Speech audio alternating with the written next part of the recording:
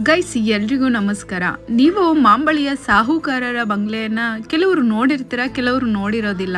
ಆದ್ರೆ ನಮ್ ಚಾಮರಾಜನಗರ ಭಾಗದ ಎಲ್ಲಾ ಜನರು ಕೂಡ ಇದನ್ನ ನೋಡ್ಲೇಬೇಕು, ಮತ್ತೆ ಇಲ್ಲಿನ ಎಷ್ಟು ಇಂಟ್ರೆಸ್ಟಿಂಗ್ ವಿಷಯಗಳನ್ನ ತಿಳ್ಕೊಳ್ಳೇಬೇಕು ಅಂತ ಹೇಳ್ತೀನಿ.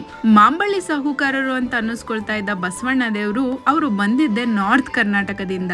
ನೂರಾರು ವರ್ಷಗಳ ಹಿಂದೆ ಬ್ರಿಟಿಷರಿಗೆ ಅತಿ ಹೆಚ್ಚು ಟ್ಯಾಕ್ಸ್ ಅನ್ನ ಪೇ ಮಾಡೋದಿಕ್ಕಾಗ್ದೇನೆ ನಮ್ಮ ಭಾಗಕ್ಕೆ ಅಂದ್ರೆ ಚಾಮರಾಜನಗರದ ಮಾಂಬಳಿ ಭಾಗಕ್ಕೆ ಬರ್ತಾರೆ.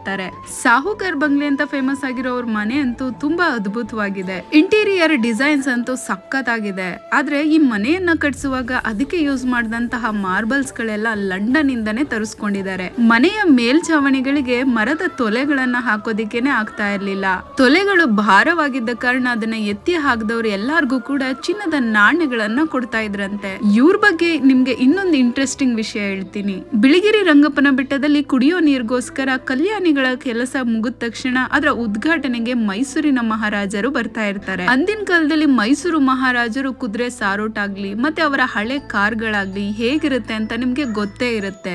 ಅದೇ ಫಂಕ್ಷನ್ಗೆ ಹೊರಟ ನಮ್ಮ ಮಾಂಬಳಿ ಸಾಹುಕಾರರು ಕುದುರೆ ಸವಾರಿಯನ್ನ ಮಾಡ್ತಾರೆ, ಅಂದ್ರೆ ಸಾರೋಟ್ ನಲ್ಲಿ ಹೋಗ್ತಾರೆ. ಅಲ್ಲಿನ ಜನರೆಲ್ಲರೂ ಇವರನ್ನ ನೋಡಿ ಮಹಾರಾಜರೇ ಬಂದಿದ್ದಾರೆ ಅಂತ ಕನ್ಫ್ಯೂಸ್ ಆಗಿ ಇವ್ರಿಗೇನೆ ಎಲ್ಲಾ ಸನ್ಮಾನಗಳನ್ನ ಮಾಡ್ಬಿಡ್ತಾರೆ.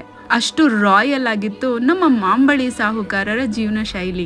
ಮತ್ತೆ ಈ ವಿಷಯ ಕೇಳಿದ್ರೆ ನೀವು ನಿಜವಾಗ್ಲೂ ಖುಷಿ ಪಡ್ತೀರಾ. ಶಿವನ ಸಮುದ್ರದಲ್ಲಿ ಮೊದಲ ಬಾರಿಗೆ ಜಲ ವಿದ್ಯುತ್ ಅನ್ನ ಉತ್ಪಾದನೆ ಮಾಡೋದಿಕ್ಕೆ ಸ್ಟಾರ್ಟ್ ಮಾಡಿದಾಗ ಅದು ಮೊದಲು ಹೋಗೋದೇ ಬೆಂಗಳೂರಿನ ಬೀದಿ ದೀಪಗಳಿಗೆ. ಅದಾದ್ಮೇಲೆ ಅರಮನೆಗೆ ಅದ್ರ ಕನೆಕ್ಷನ್ ಹೋಗುತ್ತೆ. ಆಮೇಲೆ ನೆಕ್ಸ್ಟ್ ಬಂದಿದ್ದೆ ನಮ್ಮ ಮಾಂಬಳಿಯ ಈ ಸಾಹುಕಾರರ ಮನೆಗೆ. ಆ ಕಾಲದಲ್ಲೇನೆ 60,000 ರೂಪಾಯಿಗಳನ್ನ ಗೌರ್ಮೆಂಟ್ಗೆ ಡೆಪಾಸಿಟ್ ಮಾಡಿ ವಿದ್ಯುತ್ ಕನೆಕ್ಷನ್ ಅನ್ನ ಮಾಡಿಸ್ಕೊಳ್ತಾರೆ. ಮಾಂಬಳ್ಳಿ ಆ ಕಾಲದಲ್ಲಿ ಅತಿ ಹೆಚ್ಚು ಫೇಮಸ್ ಆಗಿದ್ದೇನೆ ಸಿಲ್ಕ್ ಉತ್ಪಾದನೆ ಮತ್ತೆ ಅದರ ಬಟ್ಟೆಗಳ ತಯಾರಿಕೆಯಲ್ಲಿ. ಮೊಟ್ಟ ಮೊದಲ ಬಾರಿಗೆ ಮಾಂಬಳಿಯ ಸಿಲ್ಕ್ ಫ್ಯಾಕ್ಟರಿಯನ್ನ ನಮ್ಮ ಈ ಸಾಹುಕಾರರೇ ಮಾಡ್ತಾರೆ. ಇಲ್ಲಿ ತಯಾರಾಗ್ತಾ ಇದ್ದಂತಹ ಸಿಲ್ಕ್ ಬಟ್ಟೆಗಳು 2ನೇ ಮಹಾಯುದ್ಧದ ಸಮಯದಲ್ಲಿ ಲಂಡನ್ಗೆ ತಲುಪ್ತಾ ಇತ್ತಂತೆ. ಯಾಕೆಂದ್ರೆ ಆ ಸಮಯದಲ್ಲಿ ಪ್ಯಾರಾಶೂಟ್ ಗಳ ಅವಶ್ಯಕತೆ ಅಲ್ಲಿ ತುಂಬಾನೇ ಇತ್ತು. ಇಷ್ಟು ಫೇಮಸ್ ಆಗಿದ್ದಂತಹ ಸಿಲ್ಕ್ ಉತ್ಪಾದನೆಯನ್ನ ಎನ್ಕರೇಜ್ ಮಾಡೋದಕ್ಕೋಸ್ಕರ ಲಂಡನ್ ಇಂದ ಇಂಡಿಯಾಗೆ ಬಂದಿದ್ದು 2 ಮಿಷಿನ್ಗಳು. ಒಂದು ಮಿಷಿನ್ ಕಲ್ಕತ್ತಾಗೋದ್ರೆ ಇನ್ನೊಂದು ಮಿಷಿನ್ ಬಂದಿದೆ ನಮ್ಮ ಮಾಂಬಳಿ ಗ್ರಾಮಕ್ಕೆ. ಈ ವಿಷಯ ಕೇಳಿ ತುಂಬಾ ಕುತೂಹಲಕ್ಕೆ ಒಳಗಾದ ಮೈಸೂರಿನ ಸರ್ಕಾರ ಇಲ್ಲಿನ ರೇಷ್ಮೆ ಬಟ್ಟೆಗಳ ಉತ್ಪಾದನೆಯನ್ನ ನೋಡಿ ಶಾಕ್ ಆಗುತ್ತೆ. ಮತ್ತೆ ಇಲ್ಲಿ ತಯಾರಾಗ್ತಾ ಇದ್ದಂತಹ ರೇಷ್ಮೆ ಸೀರೆಗಳನ್ನ ಮೈಸೂರು ಸಿಲ್ಕ್ ಫ್ಯಾಕ್ಟರಿನಲ್ಲಿ ಕಾಪಿ ಮಾಡಿ ಸ್ಟಾರ್ಟ್ ಮಾಡ್ತಾರೆ. ನಂತರದ ದಿನಗಳಲ್ಲಿ ಮಾಂಬಳಿಯ ಸಿಲ್ಕ್ ಫ್ಯಾಕ್ಟರಿ ಮೈಸೂರು ಗೌರ್ಮೆಂಟ್ ಅಂಡರ್ಗೂ ಹೊರಟೋಗುತ್ತೆ.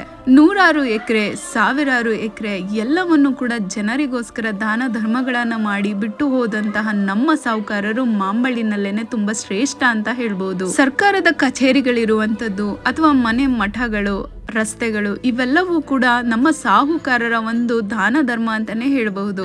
ನೀವೇನಾದ್ರೂ ಈ ಬಂಗ್ಲೆಯನ್ನ ವಿಸಿಟ್ ಮಾಡಿದ್ರೆ ನಿಮ್ಗೆ ಹಳೆ ಕಾಲದ ಒಂದು ಹಳೆಯ ಅರಮನೆಯನ್ನ ನೋಡೋ ಫೀಲ್ ಆಗುತ್ತೆ. ನೂರಾರು ವರ್ಷಗಳ ಹಿಂದೆ ಮಾಡಿಸಿಟ್ಟಿದ್ದಂತಹ ಮಿರರ್ ಆಗಿರ್ಬೋದು ಅಥವಾ ಬಟ್ಟೆಗಳನ್ನ ತುಂಬ್ತಾ ಇದ್ದಂತಹ ಕಬೋರ್ಡ್ ಆಗಿರ್ಬೋದು, ಎಲ್ಲವೂ ಕೂಡ ಇಲ್ಲಿ ತುಂಬಾನೇ ಚೆನ್ನಾಗಿದೆ. ಮತ್ತೆ ಇಲ್ಲಿರುವಂತಹ ಎಲ್ಲಾ ಮೆಟ್ಲುಗಳು ಕೂಡ ಮರದಿಂದನೇ ಮಾಡಿದ್ದಾರೆ. ನೂರಾರು ವರ್ಷಗಳ ಹಿಂದೆ ಅಡಿಗೆಗೋಸ್ಕರ ಬಳಸ್ತಾ ಇದ್ದಂತಹ ಎಷ್ಟೋ ಸಾಮಗ್ರಿಗಳನ್ನ ನಾವಿಲ್ಲಿ ನೋಡ್ಬೋದು. ಆದ್ರೆ ಅದೆಲ್ಲವೂ ಕೂಡ ಇವಾಗ ಹಳೇದಾಗಿದೆ. ಹಳೆ ಕಾಲದ ಗೋಡೆಗಳು, ಕಿಟಕಿಗಳು, ಮೆಟ್ಲುಗಳು, ಬಾಗಿಲುಗಳು ಮತ್ತೆ ಅಟ್ಟಗಳು ಎಲ್ಲವೂ ಕೂಡ ತುಂಬಾನೇ ಬ್ಯೂಟಿಫುಲ್ ಆಗಿದೆ. ಆ ಕಾಲದಲ್ಲೇನೆ ಇದು ನೋಡೋದಿಕ್ಕೆ ಮನೆ ಅಲ್ಲ, ಬಂಗ್ಲೆ ಕೂಡ ಅಲ್ಲ, ಒಂದು ಅರಮನೆ ರೀತಿನಲ್ಲೇ ಕಟ್ಸಿದ್ರು. ಮಾಂಬಳಿ ಗ್ರಾಮದ ಮತ್ತೆ ಅಕ್ಕಪಕ್ಕದ ಊರಿನ ಎಷ್ಟೋ ಬಡ ಮಕ್ಕಳಿಗೆ ವಿದ್ಯಾಭ್ಯಾಸಕ್ಕಾಗಿ ಹಲವಾರು ಸಹಾಯಗಳನ್ನ ಇವರು ಮಾಡ್ತಾ ಇದ್ರು. ಎಷ್ಟೋ ಜನರಿಗೆ ಅನ್ನ ದಾಸೋಹ ಕೂಡ ನಡೀತಾ ಇತ್ತು. ಇವಾಗ್ಲೂ ಕೂಡ ಮಾಂಬಳಿಯ ಸುತ್ತಮುತ್ತ ಅಥವಾ ಮಾಂಬಳಿಯ ಜನರು ದಾನ ಧರ್ಮ ಅನ್ನೋ ವಿಷಯ ಬಂತು ಅಂತಂದ್ರೆ ಮಾಂಬಳಿ ಸಾಹುಕಾರರ ಹೆಸರನ್ನೇ ನೆನಪಿಸ್ಕೊಳ್ಳೋದು. ಇಷ್ಟೊಂದು ರಮಣೀಯವಾದಂತ ಇವರ ಒಂದು ಹಿಸ್ಟ್ರಿಯನ್ನ ಪ್ರತಿ ಒಬ್ರು ಕೂಡ ತಿಳ್ಕೋಬೇಕು. ಮತ್ತೆ ಇವರ ಒಂದು ಬಂಗ್ಲೆಯನ್ನ ಪ್ರತಿ ಒಬ್ರು ಕೂಡ ನೋಡ್ಬೇಕು. ಇವಾಗ್ಲೂ ಕೂಡ ಈ ಊರಿನ ಅಕ್ಕಪಕ್ಕದ ಎಷ್ಟೋ ಊರುಗಳಲ್ಲಿ ಇವರ ಆಸ್ತಿ ಪಾಸ್ತಿಗಳು, ಜಮೀನ್ಗಳನ್ನ ನೋಡಬಹುದು. KRS ಡ್ಯಾಮ್ ಅನ್ನ ಕಟ್ಟುವಾಗ ಇವರು ಸಹ ಸಹಾಯ ಹಸ್ತವನ್ನ ನೀಡಿರ್ತಾರೆ. ಮಹಾರಾಜರು ಯಾವಾಗೆಲ್ಲ ಈ ಭಾಗಕ್ಕೆ ಬರ್ತಾ ಇದ್ರು ಅವಾಗ ಈ ಮನೆಯಲ್ಲಿ ಉಳ್ಕೊಳ್ತಾ ಇದ್ರು ಅಂತಾನು ಕೂಡ ಜನಪದ ಭಾಷೆ ಇದೆ.